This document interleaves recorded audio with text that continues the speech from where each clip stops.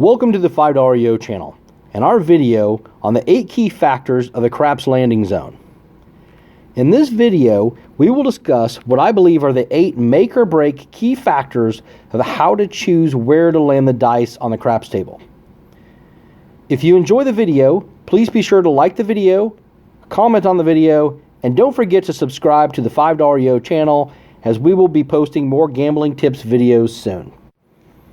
I covered a little bit about the landing zone in the 8 key elements of a successful craps roll video.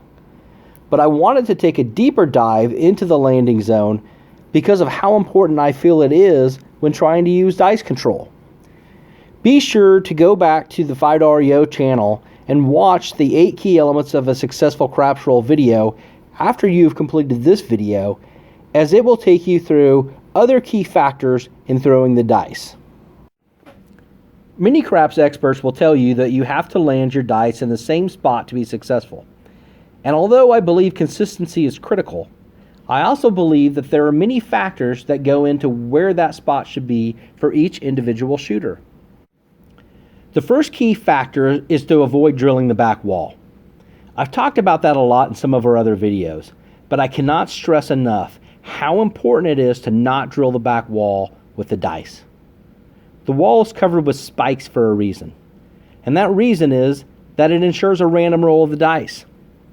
Regardless of where you are shooting from, you want to pick a landing zone that matches your throwing style and gets the dice to the back wall, but keeps them from drilling the wall with the spikes that lead to random rolls.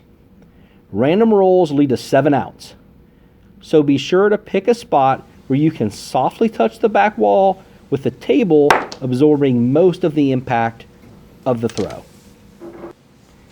The second key factor of a craps landing zone is to find a spot without landmines.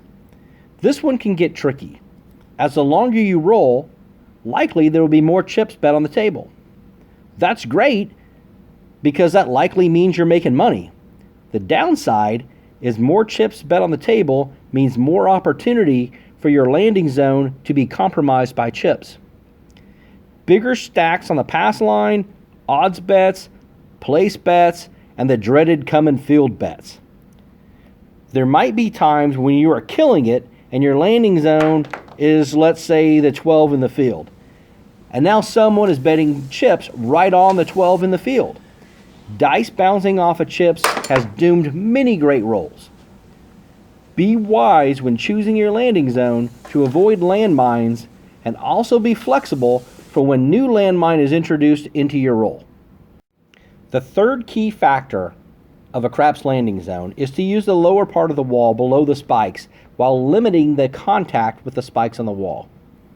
If you can get the dice to the end of the table and make contact with the lower part of the wall, that is ideal.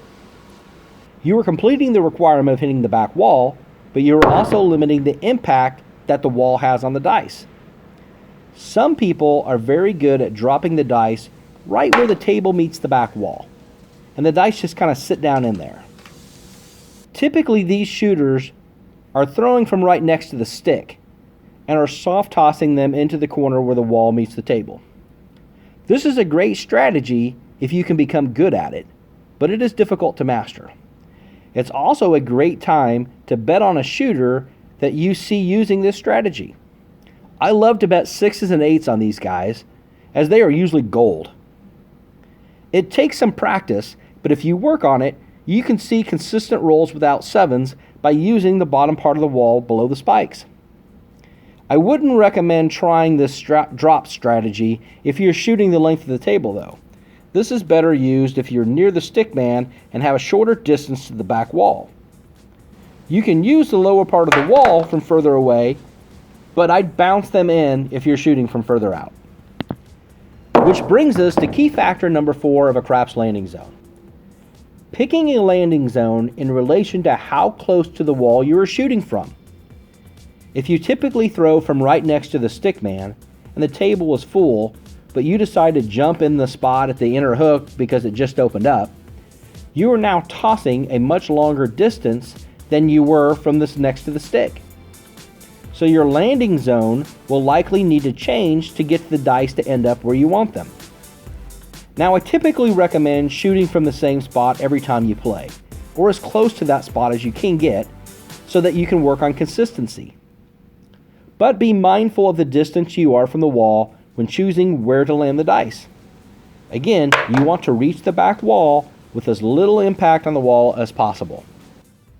Key factor number 5 of a craps landing zone is adjusting your landing zone to avoid inconsiderate players.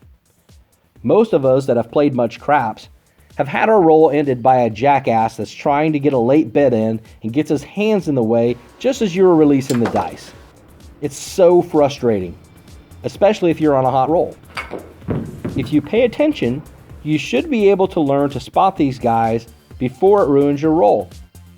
If you see someone that's making bets after the dice go out, it's wise to avoid using a landing zone near where their Neanderthal hands are typically going down.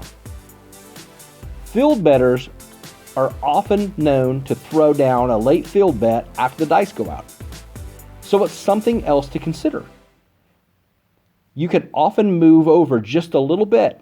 For example, if your landing zone has been in the field near the 12, maybe you pick a spot in the come area right next to it. But again, keep an eye out for other landmines when shifting over. Key factor number 6 of a craps landing zone is adjusting to how bouncy a table is.